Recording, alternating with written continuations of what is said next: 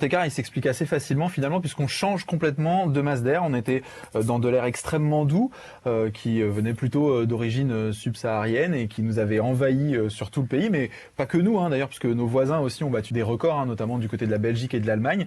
Et puis là, on a une masse d'air qui elle est d'origine d'Arctique et donc qui nous descend directement elle dans un flux de nord.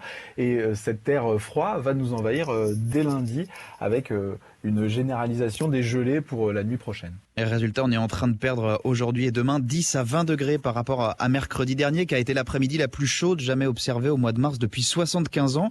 C'est un petit peu traditionnel, on va dire, pour mars ou avril d'avoir des variations comme ça, mais est-ce que c'est une impression ou en 30 ans, ces écarts de température en quelques jours n'ont jamais été aussi importants ?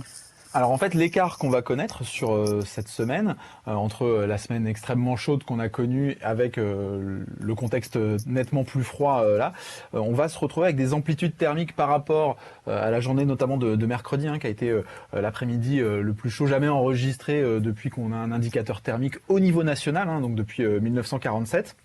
Et donc cette amplitude thermique entre les maximales de mercredi et les minimales qu'on attend au plus froid de la séquence froide, on va se retrouver avec un écart quasiment de 24-25 degrés. Donc pour l'instant c'est encore à affiner, mais ouais. on est dans cette amplitude-là. Alors sur une journée et sur un point géographique donné, on peut se retrouver avec des amplitudes encore plus importantes. On peut penser notamment le record en France, c'est aux alentours de 35 degrés avec des gelées du côté de Mont-de-Marsan et puis une température l'après-midi qui avait atteint 33 degrés. On a également le même type d'amplitude sur une journée du côté de Mout, connu pour avoir des grosses séquences froides en période hivernale. Donc ça, sur une journée et sur un point donné, c'est largement faisable. En revanche, sur le pays en entier, c'est extrêmement rare pour trouver une telle amplitude. Il faut remonter à juillet 2019 avec cette énorme vague de chaleur, avec les records qui avaient été aussi battus dans plein d'endroits, notamment dans Paris.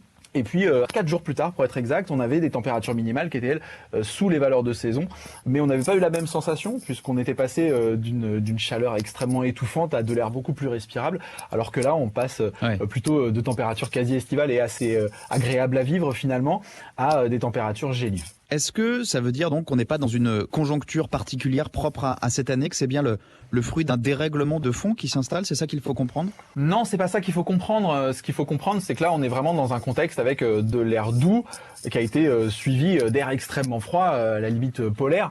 Donc c'est plus des mouvements de masse d'air qui font qu'on a ces fortes amplitudes-là.